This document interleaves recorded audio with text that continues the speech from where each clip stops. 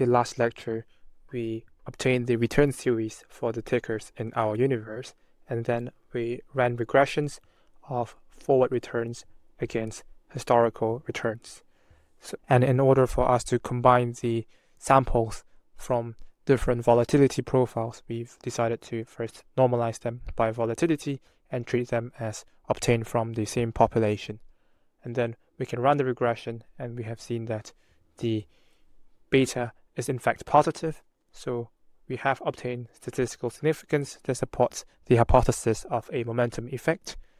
And we saw that there is some positive tilt that can be suspected when we zoom into the data, but because of the fact that they are working with 50,000 data samples, we want to have a better visual interpretation of our data as opposed to this picture. And also we are interested in what would happen if we mute the effects of these outliers. And taking it a little bit further, we might be interested in, given some value of x, what happens if we decide to mute the effects of some of the tails of the distribution, and perhaps that will give us a better interpretation of our data and some insight to the strategy profile. So what we are going to do is to take a look at our regression, and we're going to plot it in a little bit different way. So right now what we have is some number of data points. Let's say this is the y-axis, and we have some number of data points that is very slightly positively related. So sometimes there are outliers, and in general you can treat our data points to be like this, and you have fit the regression equation as this straight line, and we have the x-axis and the y-axis, and we are interested in getting some better visualization of this data. So let's move this down and let's zoom into the data. One way we can look at the data differently is we can bucket the data and look at them as samples on its own, and this is known as binning our data. So we have two axes, and you can choose to do this on any one of the axes. It really depends on your data. But say we choose the x-axis and we choose to split it into maybe 5 different buckets. So we're going to take 1, 2, 3, 4, 5, and we have this bucket over here. And then we're going to duplicate this here.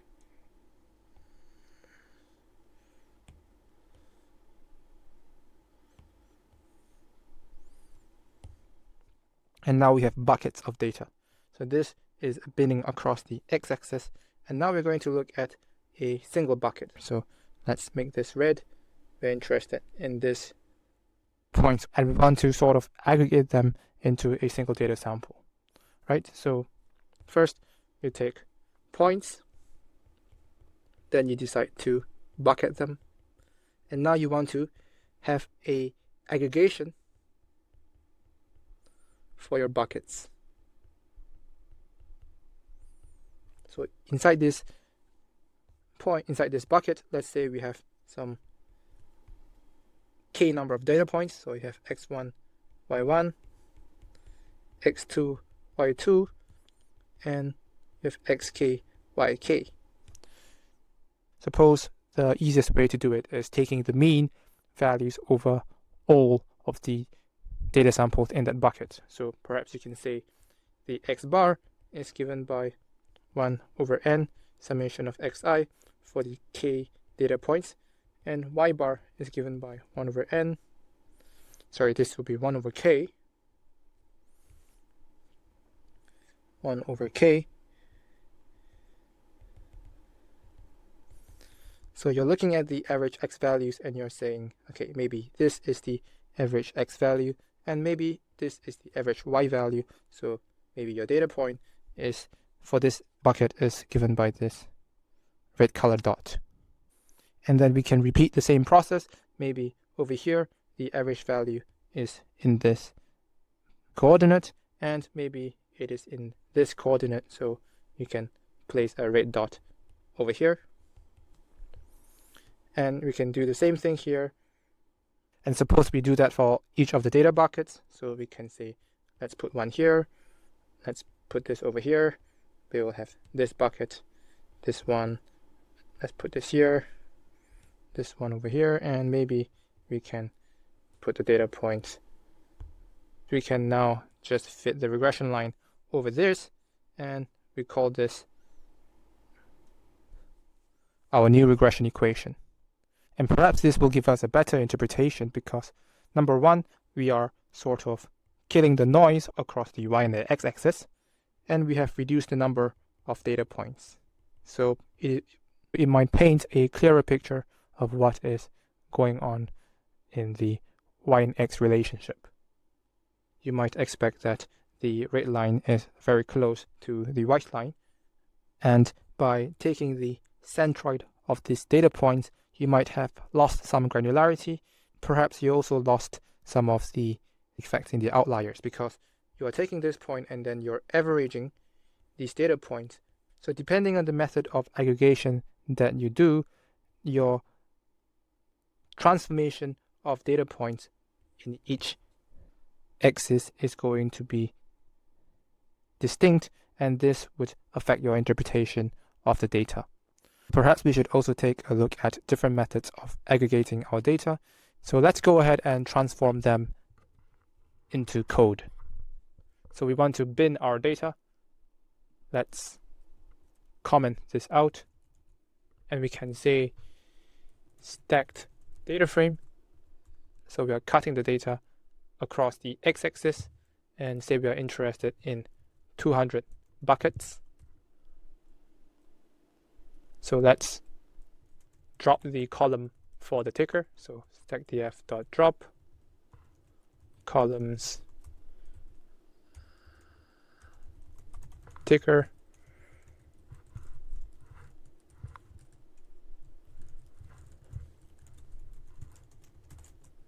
And let's see what that gives us.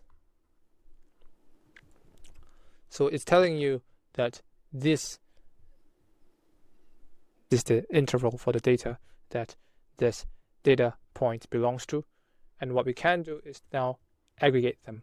So we say stacked data frame, we group by, and we can take the mean, or we can take some arbitrary aggregator function. We're just going to take the mean value for now, so let's just take mean value of the groups, and let's reset the index. Let's print out the data frame again. And now we see that we have just 200 rows. So we have already obtained each of the buckets, and then we have aggregated data along both the x and y axis using the mean value function as the aggregator. And now we can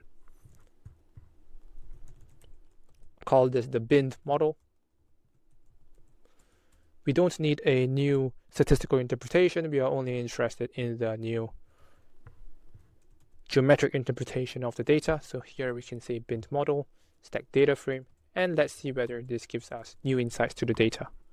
So here, let's call the main function. And now you can see the positive linear effect between the x and y variables are much clearer in this regression results.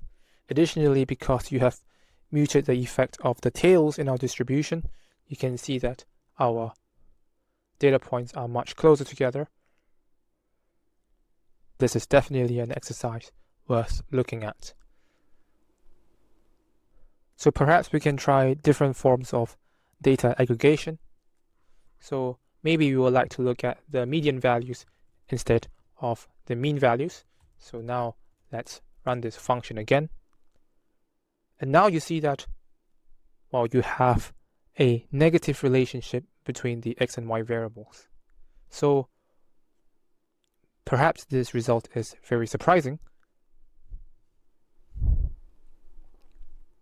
So how can you obtain opposing conclusions when you employ different methods of data aggregation?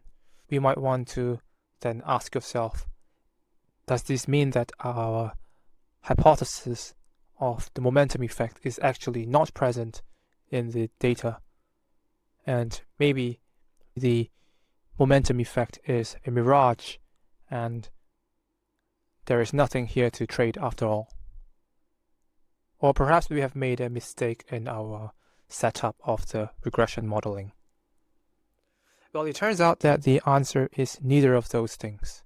So maybe if we try to think of this a little bit more intuitively, this actually shows interesting profile of the return distribution of trend following strategies. So let's go ahead and look at the whiteboard for a second. So what we have done is we have basically aggregated the data. And when we have aggregated data using the mean value function and aggregated data using the median value function, we have obtained opposing results as to the effect of whether a momentum effect exists or a mean reversion effect exists. And here we already have the mean value function. And for some reason, what you see is that when we take into account the median value, you actually obtain a regression slope that is the opposite sign. So we obtain something like this. So here, maybe this is what we obtain. So this is actually very interesting. Let's make that a little bit flatter. And so let's plot the median value points. So over here, maybe you have some median values over here. And this is the median value aggregation. So instead of looking at our data from this angle, maybe let's take the entire graph and look at it from a different perspective. So let's rotate this graph until the y-axis is oriented positively. The bucket we're going to focus on is going to be this bucket over here, and this is going to be, say, the mean value. So let's denote this as mu, and this to be the median value, we write m. And let's plot the density function. So this is going to be something like this. So let's move that out over here, and let's clean up. So the general shape of the function is going to look something like this. So again, let's clear this out, and we know that this mu is over here and the median value is over here. And what does this tell us? We have a right-tailed distribution, or we have a positively skewed distribution. So this tells us that we can expect our trading strategy to exhibit a positively skewed return profile. So that is quite a beautiful insight into data that comes from the regression and aggregating our data in a slightly different manner.